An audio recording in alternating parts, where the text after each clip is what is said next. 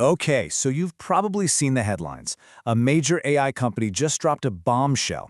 They claim to have found the world's first cyber attack led by artificial intelligence.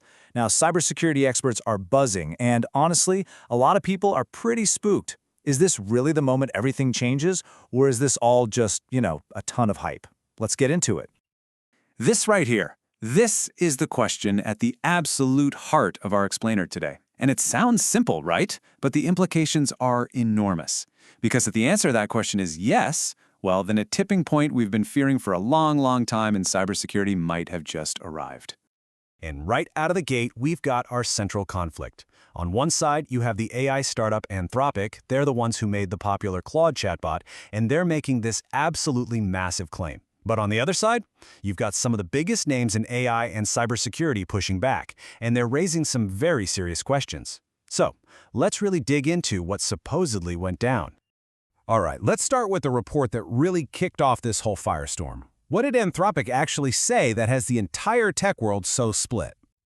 The claims from Anthropic are frankly pretty wild. They're saying their own AI, Claude Code, was basically hijacked and weaponized. And get this, they say it carried out 80 to 90% of a major cyber attack.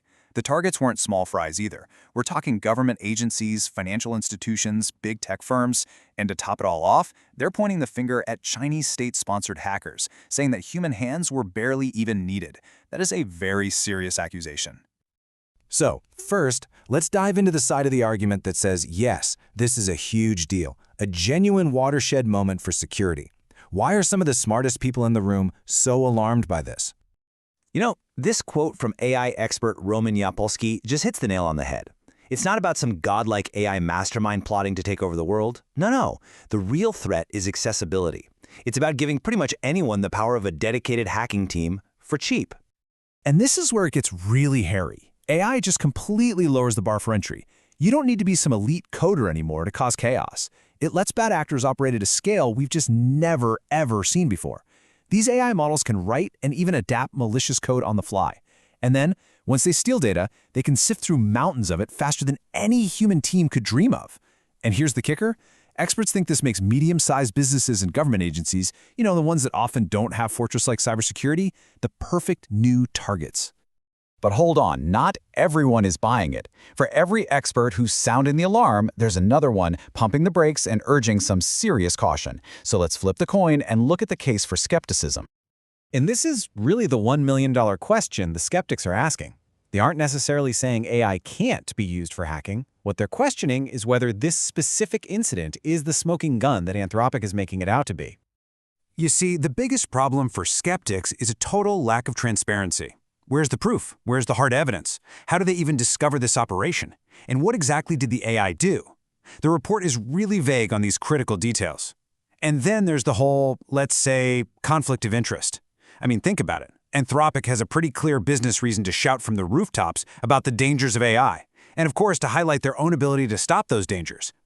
And wow, it does not get more pointed than this. This is a quote from Yann LeCun. He's Meta's chief AI scientist, a giant in the field. He's basically accusing companies like Anthropic of trying to achieve something called regulatory capture. The idea is, if you scare everyone with worst-case scenarios, you can push for regulations that just so happen to crush your smaller competitors, especially open-source models, which are free for anyone to use. It's a huge accusation, suggesting this whole thing is less about our security and more about their market share. Okay, so whether Anthropic is raising a legit alarm or just trying to drum up business, one thing is absolutely undisputed. AI is a total game changer for cybersecurity. So let's just step back from this one incident for a second and look at the bigger picture. Really, AI is the ultimate double-edged sword. On the one hand, you've got the weapon.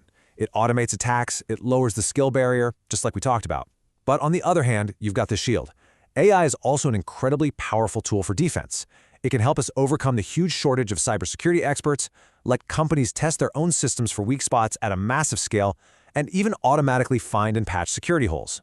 So the very same tool that makes attacks so much more dangerous, well, it's also our best hope for defending against them. And this brings us to what might be the most critical point, the transition period. A lot of experts are calling it the danger zone. There's probably going to be this window of time where the offensive AI tools develop way faster than our defensive ones.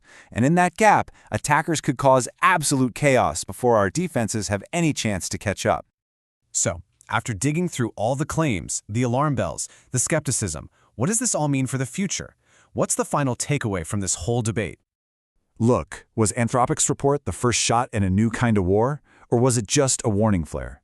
In the end, it almost doesn't matter. The conclusion is the same. The very nature of hacking and digital security is fundamentally changing right now. The era of AI-powered cyber warfare isn't science fiction anymore. It is here.